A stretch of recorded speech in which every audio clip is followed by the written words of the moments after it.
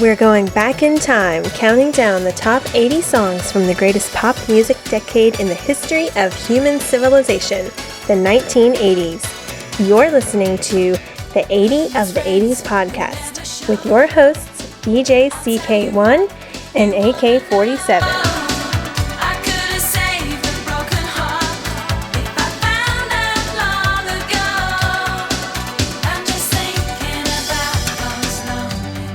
This is 29 Acacia Road, and this is Eric, the schoolboy who leads an amazing double life. But when Eric eats a banana, an amazing transformation occurs. Eric is Banana Man, ever alert for the call to action. That's how I learned how to pronounce banana, is by watching Banana Man. Okay. I've never seen that before. Back in the day, when Nickelodeon actually first started showing cartoons, it took a while before Nickelodeon started actually having animation. You would think if it was a channel for kids. Finally, they got a cartoon called Belle and Sebastian. Belle and the boy Sebastian. Which I think was a French cartoon, but it was obviously Japanese animated. And then Danger Mouse. And just from seeing in the commercial the clip of Danger Mouse, just instantly. Nickelodeon, the channel that gave you Against the Mice. Kids Mice, the third mice, now brings you the greatest mouse adventure of them all. Danger Mouse. Instantly I knew that's my cartoon. So Danger Mouse, it was on the BBC. For whatever reason, their formatting, they would only have I think 7-minute segments or something of Danger Mouse. So in order to fill out a full cartoon on Nickelodeon, they would have to put 2 of the segments together. But you still got 20 minutes. You still have a little bit of time left over. Again, Nickelodeon would need to fill up this remainder to make it a full half an hour. And sometimes they would throw in Bananarama. Wow. It's news to me. When I think of Brits and bananas, I think of bananas in pajamas. But that was more like 90s. Bananas in pajamas are coming down the stairs. Isn't that an Australian show? Oh, was that Australian? I don't know. I thought I was associated with the Wiggles. I've never seen it. I just always... They're coming down the stairs. Bananas in pajamas are coming down in pairs. And they're coming down in pairs. Because they're like, what's going to rhyme with stairs? Pears. But it'd be funny if they were coming down with pears. Stay with the fruit theme. So Eating hairs. with bears. Coming down With bears! Chasing teddy bears. bears. that's Yeah, it. in their underwear. They should have. Yeah, They missed it. I know they missed an opportunity. Okay, that's weird. Like the Teletubbies and the Boobah, and now they have Bluey and some really strange kid I don't stuff know. What comes is out Bluey? I've never heard of Bluey. Bluey's all much of the rage with the. I was about to say preteen. no, the preschool crowd. No, but we were talking about Bananarama. Of all great, incredible songs that came out in the 1980s, we're only covering the 80 best ones, as decided by the board. And the board is very knowledgeable and has done quite a bit of research. So number 33 on the countdown is... I heard a rumor. I Heard a Rumor, yes. That this song sucks. No, I heard a rumor that this song sucks. No. No. I'm joking. I don't think it sucks. I do, however, think that it shouldn't be on the countdown. But I'm not on the board. As No, you're I'm not. But so you're my often co-host. reminded. Yes, but you're a co-host. And I really appreciate you agreeing again to be our co-host, even though your input on the countdown is very minimal. Gee, you're welcome. In order to spur conversation like usual, I think it has been kind of the routine since the Depeche Mode show. We've been doing countdowns. That's such a sore spot. Yes, our artist countdowns. Yeah. Again, it's the song. I understand that, but I still think that Everything Counts is better than I Heard a Rumor. I think any Depeche Mode song is better than any Bananarama song. That's my opinion, though. Why? I'm always open to someone changing my mind, and I think everybody should be. So as for my top 10, what is the one that I put H by because it deserves an honorable mention? I don't know how to say it. Is it I Wanna? Yeah, so much of the stuff in my countdown is going to come off their first album, which came out in 1983, Deep Sea Skiving. And I think skiving means to cut thin layers off, leather or leather or rubber, for example. It could also mean it's British slang to avoid work or duty, to shirk. So that's probably the... Is that skeeving? Is that how you say it? Skeeving? Yeah. Skeeving? Let me see what the skiv? Well, we aren't very smart, are I know. Well, that's part of the theme of the show. Is recurring theme is our horrible pronunciation. We're Southern. What do you want? Anyway, the reason... Stop reading my notes. Okay, yeah. So what... This song actually, maybe it deserves a dishonorable mention because it is annoying. I always skip it, but it's so freaking catchy. It drills itself in your hand, which is odd considering it's in Swahili. It's a catchy, light tune. It's way too repetitive, too simple. There's no meat. I don't dig it. Kind of like a lot of Bananarama songs are very catchy. That's what I was going to say. Yeah. This is going to be a recurring theme of me saying that it's just too simple. But the album cover is fantastic.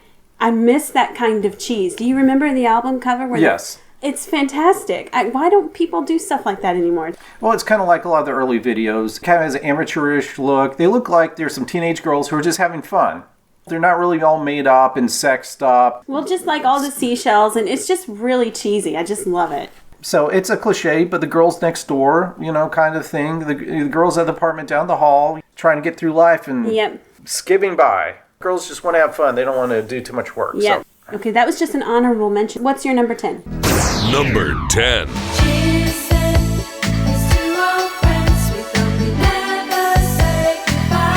10 is, what does it say? Cheers Then. Cheers Then. There was a video for it. It was a single. It's another kind of simple song. It's kind of wistful sounding. I think the sound and the vibe of it kind of matches their amateurish vocals. Yes, very much so. I don't know why. It's one of the ones that kind of stuck with me the most. And it was the one I often found myself coming to mind a lot. Maybe it's just the opening notes.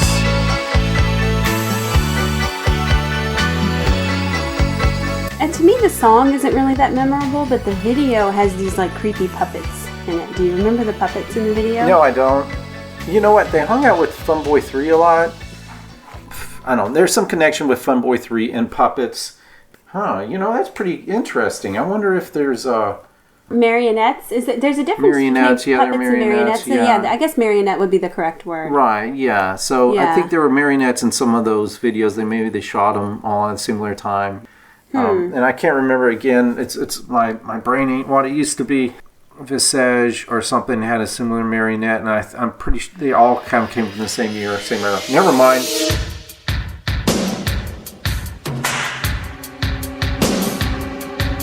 We interrupt this program. Unsolved Mysteries. Update. Detective CK1 here. The mystery marionettes featured in the Cheers Then music video not only bore a physical resemblance to the three members of Bananarama, their style was also reminiscent of the creepy marionette that was prominent in the 1981 video for Mind of a Toy by Visage.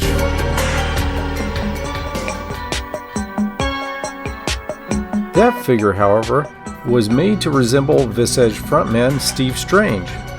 While this may seem like an unremarkable relation, the 80 to 80s podcast has uncovered footage of Bananarama and the strange puppet in the very same room at the very same time.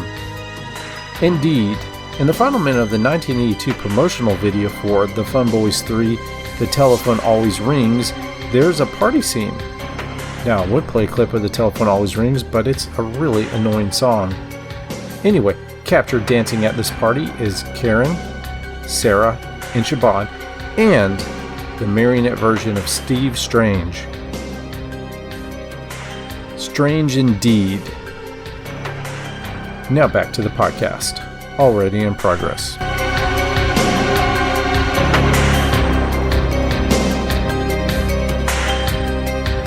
So let's bounce to 1991 for your number 9 song. Number 9. It's like magic. I've got to have it. Whatever lies out of reach of me. Preacher Man. Preacher man, he said leave that boy alone. He's no good for you. I only have 2 songs from the 90s in my top 10. If you look at this album, Pop Life, they waited 4 years. Usually, Bananarama songs are always co-written by the 3 girls and then whoever's producing.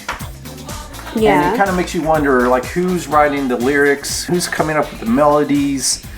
I always kind of underrated them because I always thought that they were just kind of like a studio product. Yeah. Kind of a bit of a story about how by hanging out with the Fun Boy 3 and they lived next door to the Sex Pistols. Oh, that's cool. I just seemed that they kind of lucked their way into it, just kind of stumbled their way into it. And after they got a few hit songs in British radio, then they became this pop product. Listening to interviews, it seems like the producers like Paul Waterman said that no. They were 3 feisty girls. They were modern woman personified. And if anybody thinks that we told them what to do, wrong. I mean, I always laugh when people accuse me of being, a puppeteer or a Svengali. Phew. Bananarama leave me 3 miles behind. They were the puppeteers and they were the Svengalis. They were working us, not us working them. They wrote the songs. They had a huge hand in the studios. They were very dictatorial. The girls were in charge, basically. And that's great because I honestly didn't really know that. So that sort of changes my opinion of them a little bit. Because I did have that idea or that impression that they were just marionettes. There's that assumption, I guess, with girl groups that it's often like that. Because Karen is supposedly, according to Wikipedia, a classically trained pianist. And like when they were on stage, if they like played some instruments or something, Yes. or then maybe they would have your talent. Right? Yeah. Maybe they would have got more respect, like let's say what the Go-Go's get. Yeah, being an all-girl that's group. true. That's Yeah. true. I don't personally think they can sing that well. So if I would have been able to see them actually playing some instruments and doing things like that, I probably would have thought there was a little bit more meat to them. Going back to this album, Pop Life, like I'm looking at all the writing credits, I'm not seeing so much Karen. Now, Jackie, who was the 4th member of Bananarama, who came to the group after Siobhan left, she's nowhere on the songwriting credits, but Sarah Dalian is all over. She has a piece in every song, so I don't know, again, how much of this was her creation.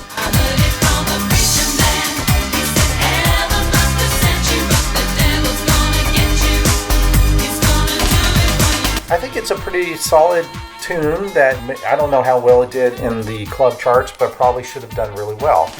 They waited 4 years and maybe they were becoming has-beens at the time, and then so they really needed a video to kind of stand out, and they really sexed themselves up. They really did, yeah. And stuff wearing hardly anything. So their popularity very much faded and waned until the inevitable nostalgia kicks in. The preacher's saying, stay away from this bad boy, but I don't want to. The song is so early 90s for me. It is. It is so early 90s. It's kind of Is that a bad thing, though? No, I mean, not necessarily, but it just wasn't memorable for me. So let's move on then. So number 8 Number 8. is we're going back to deep sea skiving, however you... Dr. Love. If you feel there's something missing, need a push time to shove. If you feel there's something lacking, you may need my love. Unlike most Bananarama songs, which are co-written by the girls, this one was written by Paul Weller. You know who Paul Weller is? Yes, I do, but you go ahead and talk Yeah, about Paul Weller of The Jam and also of Style Council. It's interesting, though, because it doesn't really sound like a Jam song. It's very much a poppy disco tune that really stands out on the album. It's weird having it come in as the second track. Boom, it's this dance track. I think the chorus is a little clunky. Hear the siren coming down the street, and my healing powers from your head down to your feet. But it's still fun. I think Dr. Love has some really great music.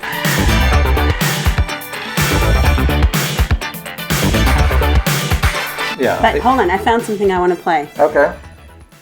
Skiving. Skiving. It rhymes with diving. I got an email, by the way, that said we have a lot of listeners in Botswana. Oh, hello, our Everybody in Botswana peeps. Botswana, right. So maybe That's awesome. I'm assuming they're not as bothered by our mispronunciations. I know. So. Okay. Number 7. 7. We are sticking with deep sea skiving. What a shambles. You think it's all so easy when you got your name in lights. A lot of these songs kind of sound similar in this album. What a Shambles is a song about, I think they're singing to other pop stars. We're the ones who supported you and everything. You could be like us, doing your laundry and having to take the bus and everything like that.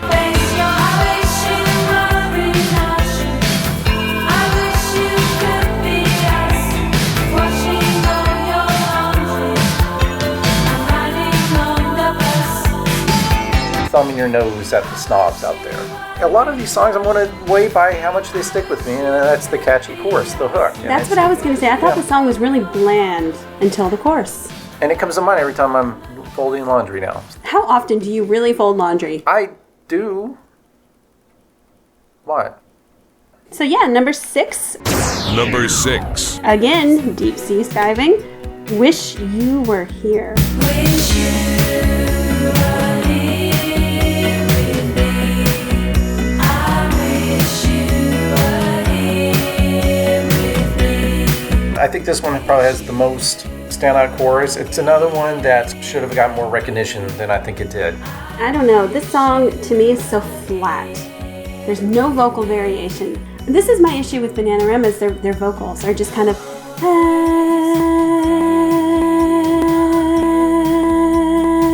like that. Right. I mean, I guess that's popular, and nowadays there are a lot of female artists that sound like that too. But for me, it's not interesting. It's just very flat.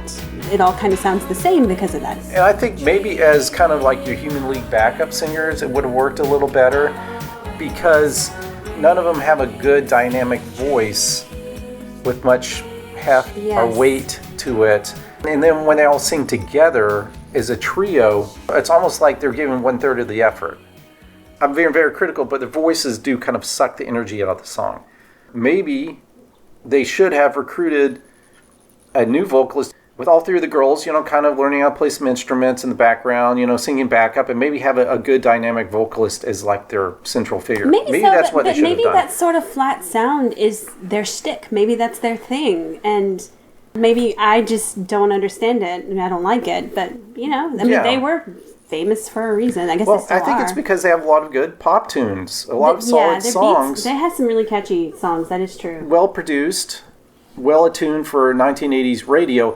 I just don't know if anyone's like, oh, I want to hear the latest Bananarama song because I love their voices. Has anyone ever said that? Not that I know throughout of. human history, no. They couldn't really remedy it because instead of Jackie, if they got someone else who kind of dominated the vocals, then they would cease to be Bananarama. And speaking of which, I wish they would have stuck more with the banana shtick. That is so true. Cruel Summer, that's the only bananas we see from Bananarama in their video. Cruel Summer. Man, I would have played up the banana thing. Why didn't they? It should have been on their logo. It should have been on every album. Or is that just too cheesy, maybe? I don't know. It's like Mark Allman should have maybe played up the whole Allman thing, too. Totally. Yes, it's a way you identify them. Bananas in pajamas, you expect them to look like bananas. Banana Man. In pajamas. Yeah. Yes. It's a superhero, uses bananas as weapons. That wouldn't make too much sense. Maybe they wanted people to take them seriously. I don't think at first they did. They were just kind of goofing. I don't know. There's something about Bananarama that I can't take them seriously. Their earlier stuff definitely was light. There's no vocal variation. I do think that as they put out more albums that maybe they had vocal training, they got a little bit better. I don't think they ever became great. I can't take them seriously. So I play for you a B-side, Ghost, which was off of their album True Confessions. I mean, it wasn't on the album, it was a B-side of one of their singles. Like a ghost before me, you walk back into my life. Now I'm so confused, emotions bruised. And it probably wasn't Siobhan because when she's singing for Ghost? Shakespeare's sister. She has definitely a deeper voice. I think so. Siobhan was definitely the more bassy part of the trio. So it's probably either Sarah or Karen. Sarah being the blonde, Karen being the brunette. Now I can see so clearly which road I have to take. Yeah, look it up. I think it might be worth Yeah, I do think it's worth looking up here. Tells me no, don't make the same mistake. Yeah, I do think this is worth pausing the podcast to find out. On me, right before my eyes. It doesn't say. Maybe they think people don't care. So there's another tune which was an album track off of Wow. And Some Girls, there's actually a little bit where you hear two different voices separately. Right now I'm going to play the Sarah portion of the vocals. You tell me I can make your world go round. I'm a young girls never want to settle down. And right now I'm going to play the Karen portion of the vocals. You want me, I think you need to feel secure.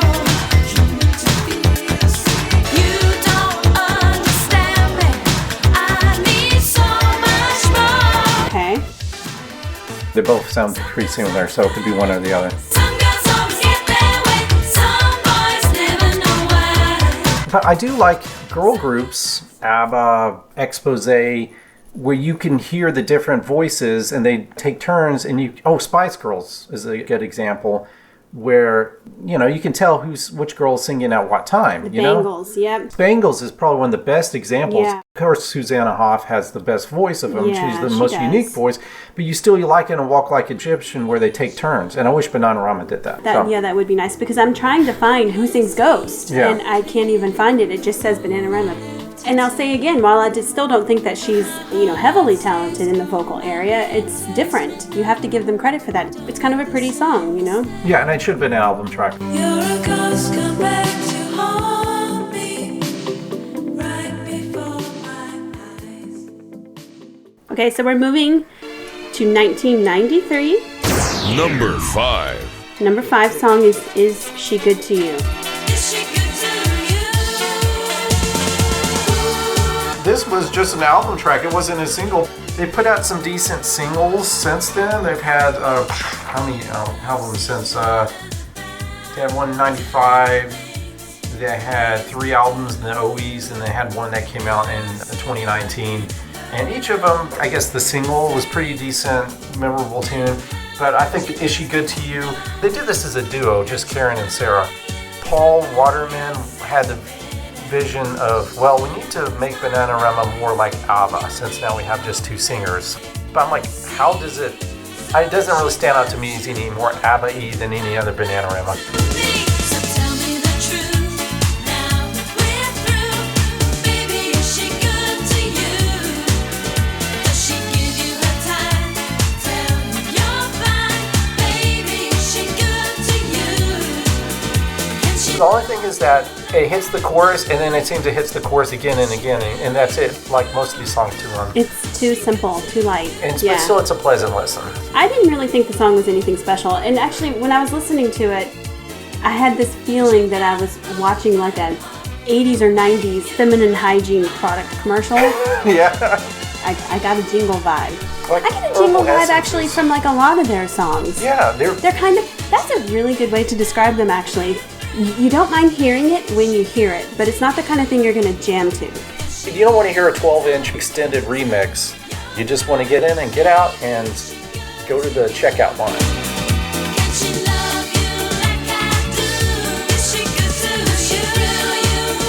Sometimes, especially the earlier stuff, I feel like I'm listening to like a boys choir practice or something. Yeah. I mean, Like a I Vienna know I Boys, sound like I'm like dogging them. prepubescent, There yeah. are some positive things Yeah, about right. Bananarama, especially, being a young girl in the 80s. I mean, style-wise, geez, totally influential. I can see.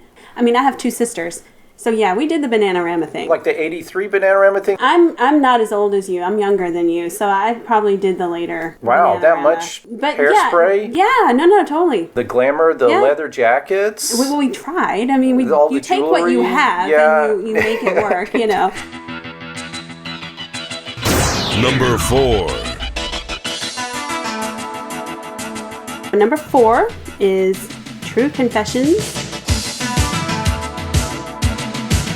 I have to say, I'm embarrassed because I actually had this vinyl album growing up and I just completely forgot that I ever had it. Oh, wow. When I was doing research on Bananarama, I saw the album cover and I was like, holy shit, I had that album. Don't know what happened to it. It was probably the weakest album of the 80s, and it sold well because they had this song Venus, which talked about a freaking repetitive song that repeats the chorus over and over again. Venus, yeah. Yes. Yeah, it's like, I'm okay with listening to that song once every 10 years, but past that, I don't really How many wanna. times? Yeah, are they going to say she's got it? I get it. She's Yeah, got it. It's so repetitive. True Confessions, actually, I like that song. I think there's a little bit more complexity to it. That's why I like it too, because it actually slowly Yeah. builds up. If you want love, come and get it. Yeah, it has more depth. I wish they did more songs like that. It takes you a couple minutes before you even hit the chorus, and when you get there, you're like, hey, I earned this. It's a good Yeah. song. True confessions, true confessions. Okay, so number 3 Number 3. from WoW, 1987, it's I Can't Help It. Right, I can't help it. For your sweet love. I had an older cousin who kept up more with what was in the popular charts, and one time he popped in the Bananarama cassette for Bananarama. Yeah. Wait a second. I can't help it. Karen Woodward, you know who she married, right? Wham! Yeah, the guy from Wham. What's his name? Andrew Ridgeley. Yes. Yeah. Oh my god. Yeah, so they And a Wham. on one of their albums they did this pretty lousy cover of Careless Whisper.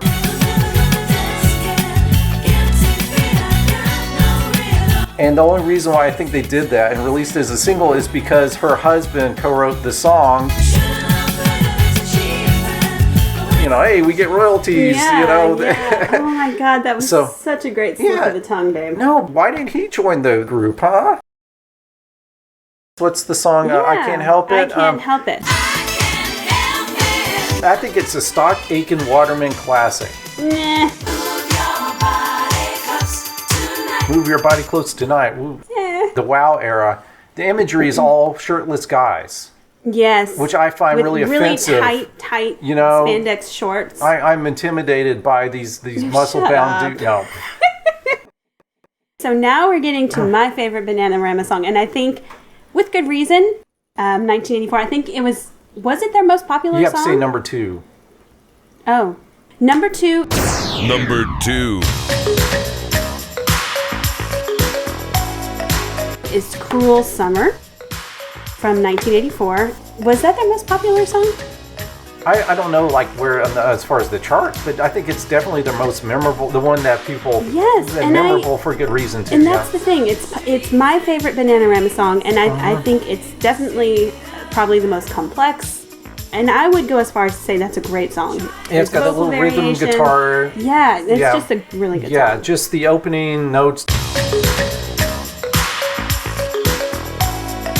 Is that a keyboard or marimba or I don't something? know, but or- there's something about it that's Yeah. kind of like soothing and exciting at the same time. It's a moderate yes. paced song, but it's very energetic. Typically talk about how their vocals suck out the energy, but in a way, maybe that works. When I first heard it was with the Karate Kid. There's no place on this team for that kind of crap. Why you off me, man? I said out of here. What are you looking at? Back to it. Let's go. This school sucks, man. I almost visioned my babysitters, because I had multiple babysitters, neighborhood girls. If they just all got together and they were just kind of singing along Yes, and yeah. harmony, but the heat drains you, and so you can hear that melancholy in their voice. Yep. I mean, this definitely would have been an 80s tune by itself. I mean, even the video for Cruel Summer, it's kind of uplifting in a way that you want to throw on your overalls and just prance around the street with your friends. Put your phone down, get away from everything, and just enjoy being in someone else's company, you know? Weren't they working on cars? They were like car mechanics, though? I don't know. They looked like they were having fun no matter what they were doing, cars, though. Maybe. Yeah. I kind of took it as they were kind of like, oh, it's hot. I'm kind of, and then they're trying to escape the cops. Maybe so. Why were they trying to run away from the cops for some They reason? I looked can't like they remember. were like drugged out of their minds or something. So the story is... There's a story. There's a story. The story is, I can't remember if they were up partying all night or whatever, but they had to get up early to do the shoot. It was morning in New York City, and it was still like freaking hot because it was in July or August, and they were just... The heat was really draining on them.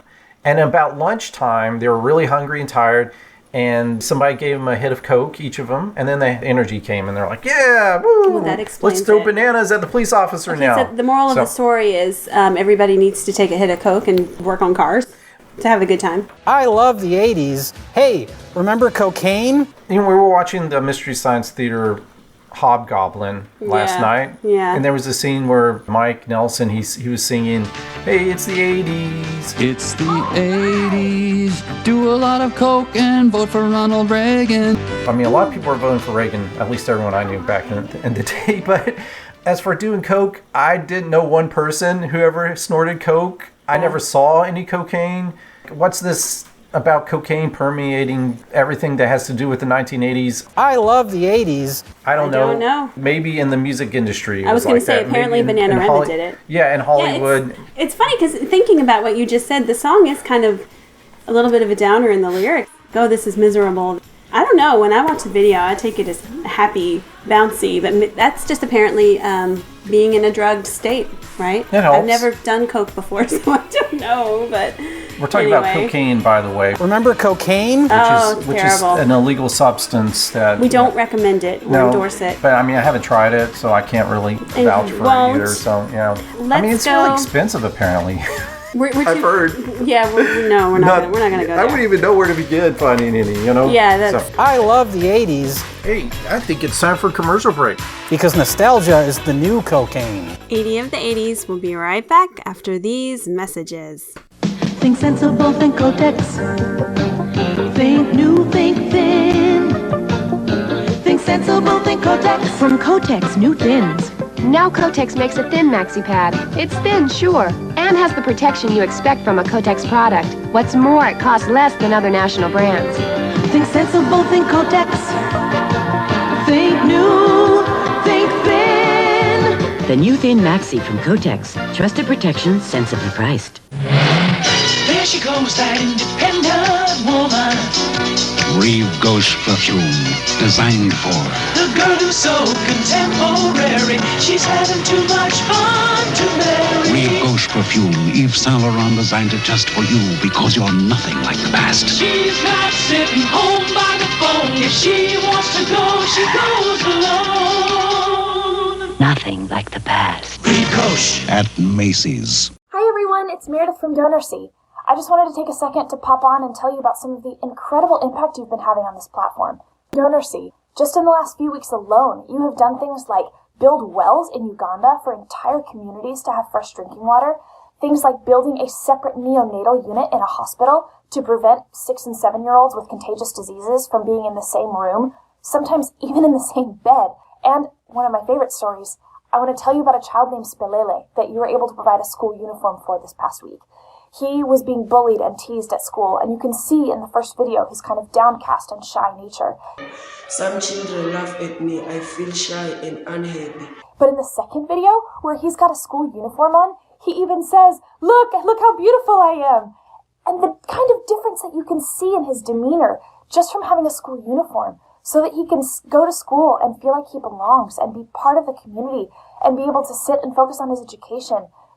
You're investing in the lives of children, of communities, of families that you've never even met.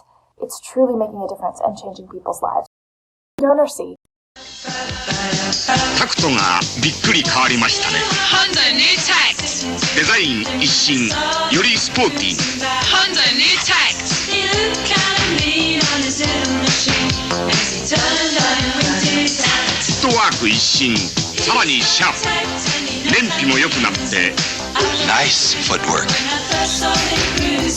ホンダ新タクト登場。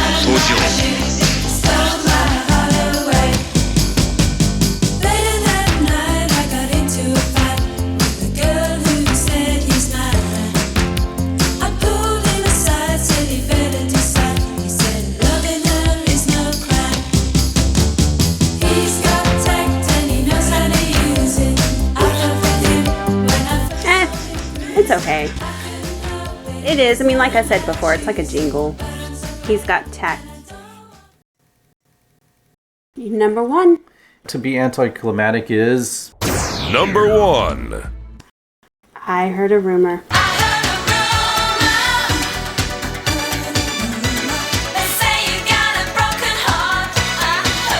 This is a song I've always loved. I was watching it growing up back on VH1. They did their big 80s. And I just remember the video was a lot of fun. It was a lot of really quick editing.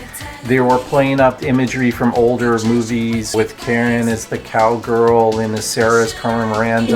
Yeah. I think you could kind of tell that Siobhan was out of it, that she wasn't, you can almost get the vibe at the time when she thought, oh, this is stupid teeny bopper kind of music, blah, blah, blah. You know, they were doing these little hand gestures because they're not really like great dancers or anything. When they perform live, they do synchronized little dances and hand movements and stuff, and it's kind of cute. So when I was driving, listening to it on my cassette player, and I tried to do the hand movements, and it wasn't as easy as, like, let's say MC Hammer's Too Legit to Quit. 2L, 2. I mean, it was hard to tell what they were doing, but still they were doing this thing where they're waving their hands and then crossing their chest, and almost like the Three Amigos. Like the Three Amigos. Yeah. Right, yeah. Yes. And so did I just do that? I just did. Listeners, she did. She did the Three I Amigos. did it. So I just always have that positive association, and I think it was me bumping this up is probably what put it over the edge over Cruel Summer.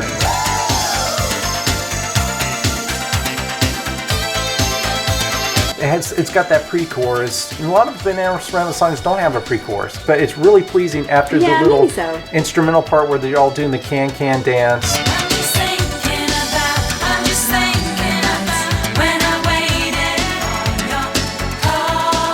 Actually, let me get my ukulele to further illustrate this point. Oh no. Yes. It has not been tuned properly. I think for I Heard a Rumor, this note... Or is it? Is it? Which note is it? Is it C or?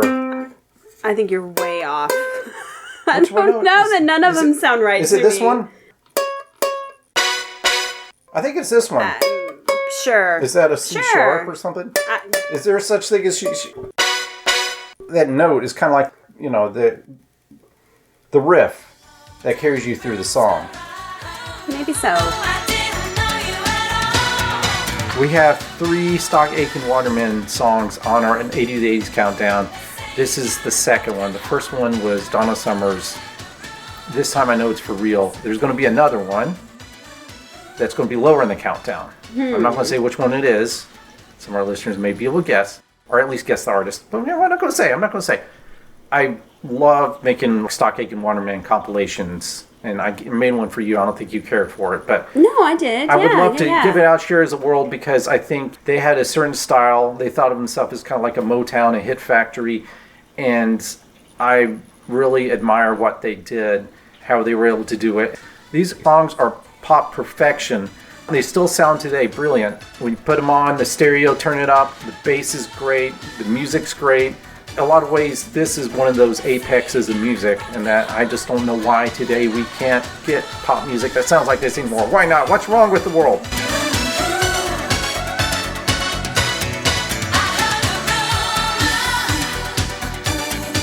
When you first told me that Bananarama was going to be the next one and I needed to do research, I wanted to ram a banana up your ass because I was just really irritated. Yeah. But I'm glad I did it because I did learn that there is a little bit more to Bananarama than I anticipated, than I ever thought. But I can now fully say that I'm not a huge Bananarama fan. Sometimes forgetful songs. I'm sorry. pleasant to hear when you hear it, but you Yeah. don't seek it out. It's the kind of candy versus steak comparison that we've done before. Yeah. Honestly, I'm not a huge fan either. Just this one song is like No, sticky. these 10 songs are pretty sticky. I'm not like when I hear there's a new Bananarama album that comes out, because now I guess they're putting out one every 10 years. It's not like I'm excited, I gotta go listen to it and buy it and everything like that. You don't really have any interest in hearing the stuff that they have now. It's like I've listened to it just for the show. It sounded for a while they're really going for the... Do they still have like gay dance clubs? I don't know. I'm just really naive about the scene. Like, you know, they used to have like the Euro gay clubs. trash. Yeah. I don't know. And I think a lot of the music seems tuned for that high energy dance. Like a dance club. Yeah.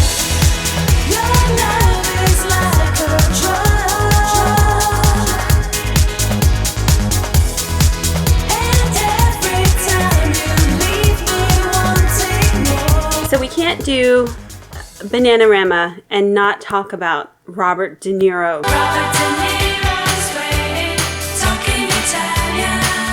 Because he's waiting. Yes, we can. Why? Because I'm not a fan of the actor or the song. I want that son of a bitch dead. I want him dead. I want him dead. I don't care. But he has pizza. Did I ask you what you're trying to do? In the video, it was not him who I had the know, pizza. It was some generic dude. I guess he's supposed to be Italian. I think Robert De Niro is of Italian descent. In The Godfather Part 2, maybe he speaks Italian. I just think it's a stupid song. I want you to get this fuck where he breathes. I want you to find this Nancy boy. I want him dead. Okay, listen, I'll give you that. But in doing research for the podcast, I have to tell you that song got stuck in my head. It was a big hit in Britain for a reason. I just think if any boy or man to lust after, why Robert De Niro? Why not? I want his family dead. I want his house burnt to the ground. I want to go to the middle of the night. I want to piss on his head. Siobhan, being all edgy and everything, said like 30 years later, the song's about rape. What? Really? Karen said that's bullshit. So Yeah, I did not get that message at right. all. But that's Siobhan for you. Is she kind of strange? I mean, I kind of like strange people, but... I think she likes the idea of being strange. You should see me when you're not around. I'm a genius in this town. My theory about Siobhan is, again, you know, just telling my theory, is it's kind of like the group Shakespear Sister. Siobhan is, Bananarama, it's Tiger Beat, empty, sugary pop. I want to do something with more edge and a little darker. I want to channel my Susie Sue. And so Shakespeare Sister... That's what you are. Na na na na. Your history. It's like image-wise, maybe, thematically, maybe, but the music, it sounds kind of like Eurythmics. Gee, I wonder why. Maybe. Time period, I guess, right? No, it's because our husband's Dave Smith of Eurythmics. Oh, that's right. Yeah, but the Gotcha. problem is that Siobhan's not that good of a singer. You know, she co-writes all the songs, but then they needed another co-writer, musician, singer, and so they recruited Marcella Detroit from Detroit. That's not her real name. She makes so much better as a duo. But if you try to go alone, don't think I'll understand.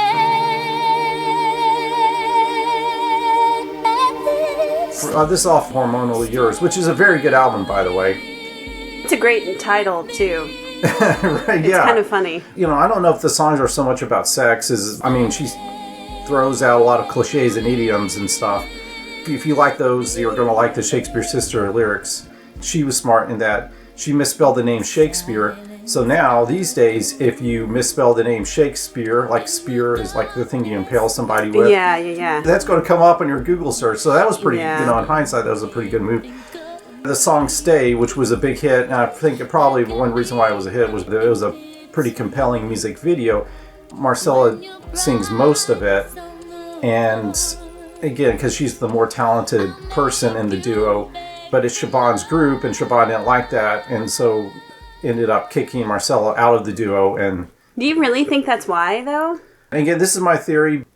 I did read from Wikipedia, the most reliable source, Yeah. that Siobhan did not like the disproportionate attention that Marcella was getting.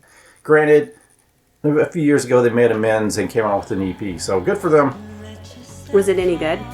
It was okay, but musically it was different. It wasn't like Eurythmics. It had this kind of Western vibe. I'm not saying like country music, but like spaghetti Western. Oh, yeah. The music videos were shot out in Arizona or something, and one of the songs had Richard Hawley as a guest vocalist. He's a guy I used to listen to back 20 years ago. When she finds you, when she finds you, what will you do when it happens to You know, speaking of artists from the 80s that are putting out new music, let's talk about the new Tears for Fears. Silver tongue will soon be gone when the sunlight hits the room. The song, The Tipping Point, is good. Right, the album's not out yet. I think they said early 2022. I have to admit, watching the video, I was a little taken aback with, and this is going to sound terrible because I love Tears for Fears, but with how old they are, it puts things in perspective how much time, how long ago the 80s really were. I mean, Santa Claus can rock it. You know? Santa Claus, you mean by Roland Orzabal? Yes! It hit home, but I have to say, their voices are incredible. They still sound really good. I was very impressed. If there ever was a group that would be more quality over quantity, I would say it's Tears for Fears.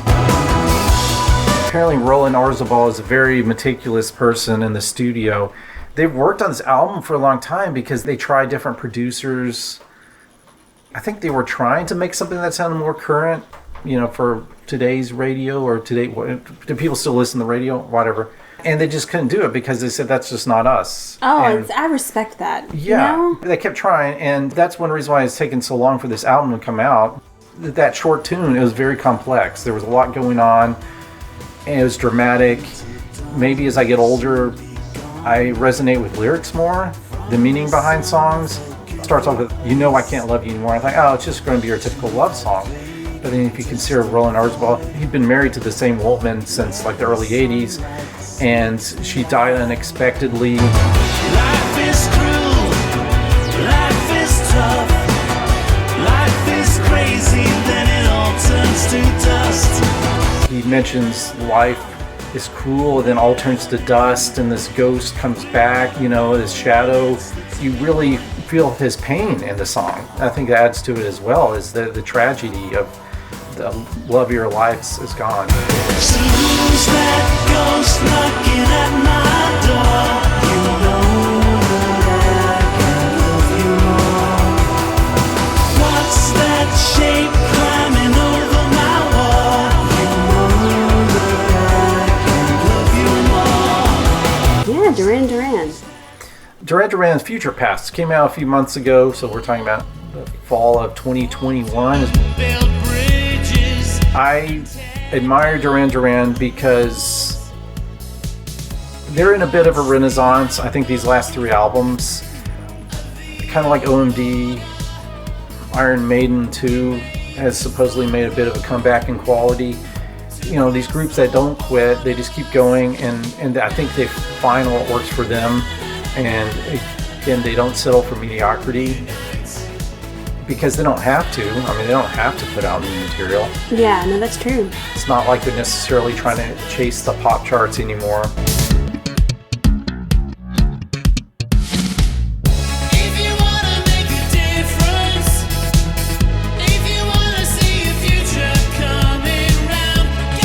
John Taylor is very much the soul of Duran Duran. He's a great bass player, and a lot of times you kind of overlook the importance of him in the Duran Duran sound. Obviously, Simon's the front person, And his voice is always put up high in the mix. Nick Rhodes, I mean, he's got the look. But John Taylor is the bass. They've had certain guitarists that they recognize, like I think his name is Warren Cucurcello, the guy who was in Missing Persons. He was like an actual official member of the group that appeared in the photos. And then Andy Taylor, definitely an official member, and then he leaves and he comes back for one album, Astronaut. But then they have other guitarists that they're studio guys, and they'll even tour, and it's just like, who is this dude? I don't know. This album, it's Graham Coxon of... Yeah, Blur. And Graham also co-writes like half the songs. He produces like half of them. He plays in most of them. So why cannot he be an official member of Duran Duran? Oh, yeah. Maybe because he didn't want to tour with them. It's kind of weird the way when we look at groups. Again, classic example, going back to Tears for Fears. Ian Stanley, I think for the first two Tears for Fears albums, probably one of the most important members, doesn't really get on the album covers. Why not? Yeah. And no one's like, oh, Tears for Fears is back together, but where's Ian Stanley? No one's like asking questions like that. So. Yeah. I mean, the first 3 or 4 Duran Duran albums are gold. Can't beat those. Then they had about 6 albums that were kind of like, they waned a bit. Then the last 3, they've had a comeback. Future Past, it's a good quality album. After listening to it one time on Spotify, I'm like, okay, I'm going to buy it. And I've been listening to it in the car. The problem, I think, though, is that other than Invisible, which was the song you heard, how did you like Invisible? Invisible, it's a good song. It has a good hook to it. Yeah. A good melody. When you can even say my name, has the memory gone? Are you feeling numb? Go on, call my name. I can play this game, so I ask again. Will you say my name? Other than that one, I always feel like an AR guy. I don't hear the single, It doesn't have any other songs that would be like, this is the single that can go in your greatest hit. I listened to it a few times in the car and then I popped out and I put in...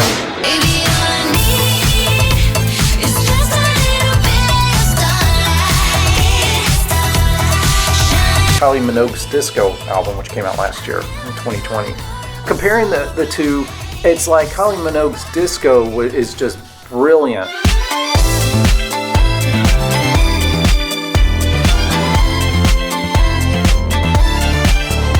I mean, it really encapsulates the disco dance.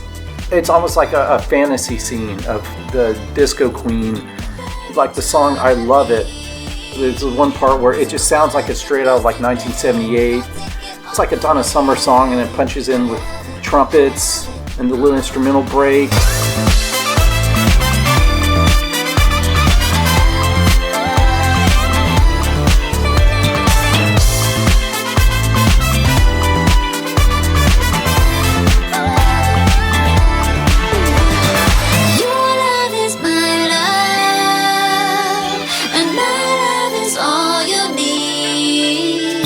That is full of great pop tunes, but the Duran Duran's Future Past, they're good songs, and so that's why I give it like a 4 out of 5 stars.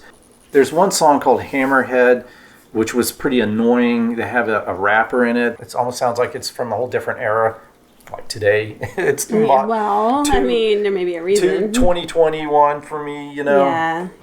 Listen to Future Past before you buy it, but definitely go out right now and get your hands on Kylie Minogue's Disco. All right. Do I have it in me? So, how do you feel about Abba? I believe it is in there. ABBA's back. Who would have thought after 40 years? Do you still have faith in Abba? Yeah, the song is I Still Have Faith in You. I still have faith in you. Again, I admire, they know what their audience wants, what their fans want. They don't want something current. They want classic ABBA. It almost sounds like you could take any of the ABBA albums from like 75 through 1981, take out all the songs that were on the ABBA Gold compilation, take out the classic timeless Dancing Queen and Fernando, and Take a Chance on Me. And what are you left with? You're left with some, moderate, okay tunes. It sounds like the album tracks from their classic 70s era. So again, channeling the AR guy. I don't hear a single. But again, if you're a fan, Oh, what joy Santa brings. Thanks, our friend, for packing Christmas stockings. there's a lot of cheese. I mean, but you know, it's Abba. That's kind of Abba's things. There's a Christmas tune with the children's choir. Oh, There's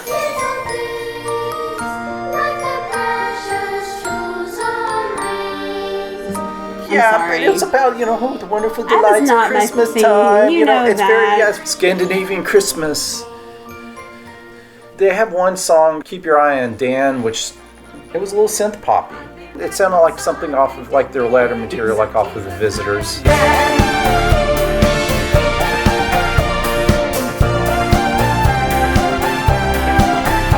It closes with Ode to Freedom. I think, again, the theme to it, a song about the importance of freedom and how we take it for granted, and it's a fleeting thing and a fragile thing. So I like the message behind that one, and it's a bit more of a dramatic tune. And it's kind of like a 4 out of 5 kind of, you know, it's weird how it's taken them this long, but it's because the ladies in the group didn't want to do any promotion. They didn't want to do any touring, and it's weird that they were considering doing a 3D, like have fake. It's creepy. Yeah, like Is fake it 'cause CGI versions of them or something. I guess it's because they're older. I mean, what do you expect? But maybe they just didn't want people to see them old. Just a guess. The two ladies in the group, they like kind of keep a humble, private, quiet life. Well, good for them. Yeah. I respect that. Right. There is no road to freedom, truly worth remembering. You know, there are some other artists that were pretty popular back in the 80s, still floating around with releases. Yes. And tours, man. Lots the of floodgates tours. are opening for the tours, man. Get out there, people. See some bands. Live a little. Ride this bike till the break of day, rolling through the garden like the fountain won't take it away. I'm not gonna change. So yeah, you didn't watch the Billy Idol single. That hurt a little bit. That one was good. The name of it's Bitter Taste. Hello, goodbye. There's a million ways to die.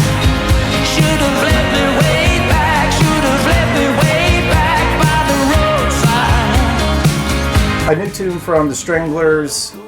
If something's gonna kill me, it might as well be love. Earthquakes may happen, and the heavens open. If something's gonna kill me, it might as well be love. Again, it's got a synth riff, sticks in your head. They're often thought of as a punk group. A lot of their songs do have prominent synthesizers in them. I haven't listened to that many new albums this year, but I think my favorite is from a clan of Xymox. It's called Limbo, and it's a concept album. It's set in an Orwellian authoritarian dystopia. It's the distant year of 2021. Wow. Here's a clip of Lockdown.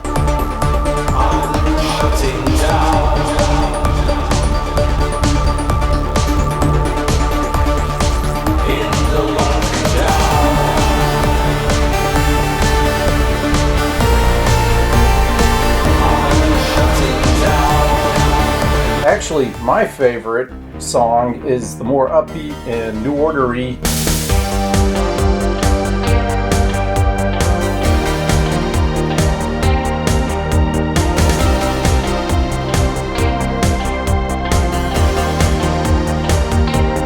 The Great Reset.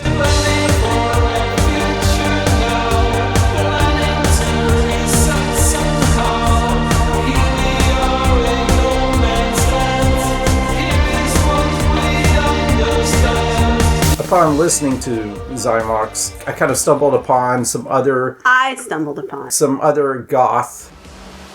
And it's good to see that the goth scene is still going on. Yeah, it really is. Right. One that really stood out was Lebanon Hanover. Monday morning. I can't can't do it. You're The gonna have song to do "Living it. on the Edge," which Oh my God. has probably one of the most cliched lines ever. Monday morning, listening to The Cure. I love it for its cheesiness, you know. No, the song had me until that line, and then I was like, no, Monday morning, listening to The Cure. Living on the edge.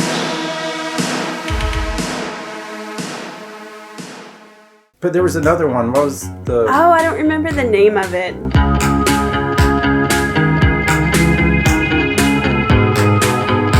But thing is, it's frustrating because it's really great music, and then they start singing, and you're like, what the hell just happened?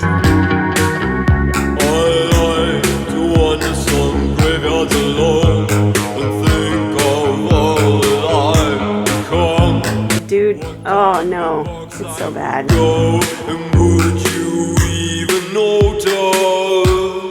Alien. They're pretty popular. Yeah. Look at the YouTube views. I guess as you get older, maybe it's harder to multitask. Your focus on your job and your family. It's hard to absorb yourself in new music. And it's kind of like with the synthwave scene that's been going on for several years, the vaporwave. I know that there is great stuff out there. I just haven't been able to devote the time to do the research to find it. So if I have a message to you, not you, but the person listeners, right? Yeah, don't get discouraged. Keep digging, and I'm sure there's plenty of great bands and artists out there who probably deserve your attention, your money, if you're willing to go that far. But it's not going to come to you. I have to ask because it's really been bothering me. I haven't mentioned it as much, but when is Kraftwerk going to be on the countdown? Because I've had to sit through Samantha Fox and now Bananarama. Tell me. Well, first off, you always bring up Samantha Fox is getting pretty old. Well, I'm not wrong. That's a bit of a sore spot for me. I'm still traumatized by that podcast. No.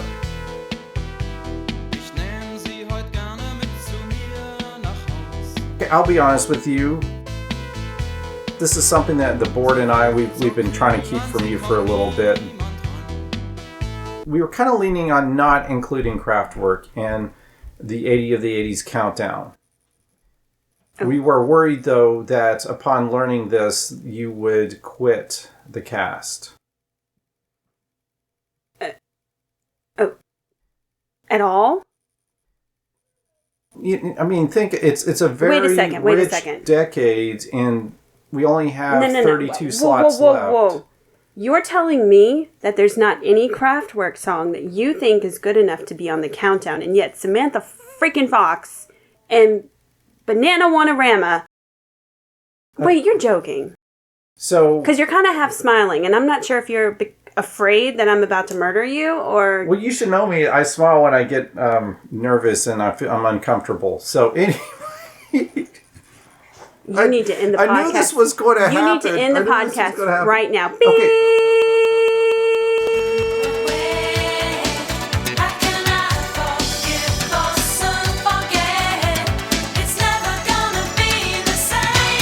Okay. Okay, so... What? Okay. You know, we have a system, and we have to respect not only my opinion, but the members of the board. Okay. And to violate that just because but granted, we should have been more forthcoming because, again, we didn't want you to be discouraged. Who's we? Who are these invisible people standing behind you that I can't see? There is a board, remember? The only person I see is Bubba, my Bubba doll. That's the only one I see. Well, what is a board anyway? It's an organization. And what's an organization? It's. I don't even know how to process and this. Anticipating this conversation, maybe we should continue this off the air. Yes. So to say, this isn't really the air, but it's in the air. 32, I wonder what the song is going to be. I need a few minutes to process this, and you need to go hide the cutlery.